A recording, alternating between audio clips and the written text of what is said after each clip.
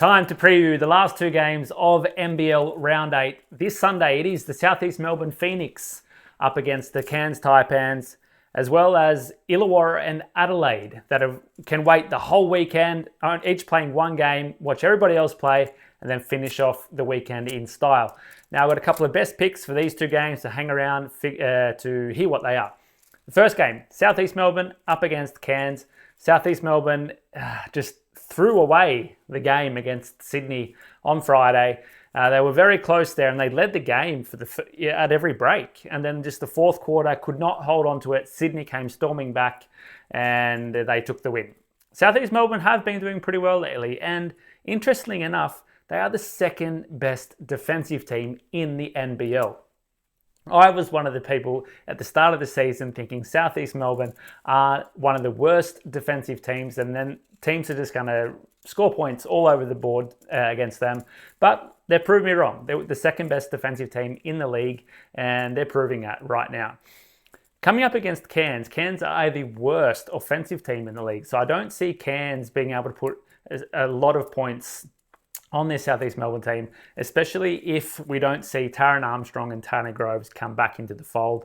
The news has been quite empty around their return. I've been waiting for Taran Armstrong to come back for a number of weeks because I want to get him in my Supercoach. But you don't know. He could come back. He could not come back. I'm counting on them staying out another week, and I just think South East Melbourne will lock down defensively against this Cairns team and won't allow them to score points. They're the 8th ranked team in field goal percentage, only hitting at 42.8%, the Cairns Taipans. They're struggling a bit. It's just that depth isn't there to be able to score points and shoot at a high rate. Unfortunate for them. South East Melbourne have gone 1-10 to the under this season. So I'm going to take this game total to go under. I think South East Melbourne will restrict Cairns in their point scoring and will put up an okay total themselves. I don't expect it to be 100 to 69 in favour of South East Melbourne, but I think the total is still quite low. I think it'll go under.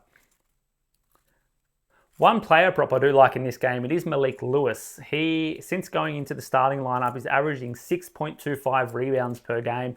So I'm going to take him to do 7+ rebounds in this one. I like that tip on the next star, Malique Lewis. Let's get into game 2, Adelaide up against Illawarra. Game 2 on Sunday is the Illawarra Hawks travelling to Adelaide to take on the 36ers. These two teams have already played once this season, back in round 3.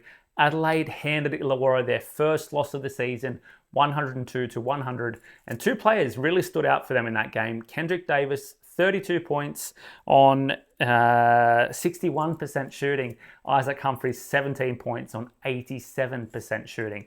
I just do not expect that to happen again for these two guys. Illawarra will have adjusted their defensive structures to account for essentially the 5 guys that score on this team. The bench, you can forget about them. They're disgusting. It is the 5 starters that have been playing well for Adelaide. And if you shut them down, then Adelaide just struggle. It's the number 1 ranked offense against the number 10 ranked defense. Illawarra are scoring at a very high clip this season, and there's only really been one team that's been able to stop them, and it was that one game against Melbourne United. Otherwise, they are just scoring at will. Guys like Dave O'Hickey and Sam Froling and Trey Curl and all the guys on the team are just playing extremely well and scoring at will. Their 3-point percentage is the 3rd best in the league, hitting at 36.4%. And they are the team that's ranked top in points in the paint, scoring over 50 points in the paint per game.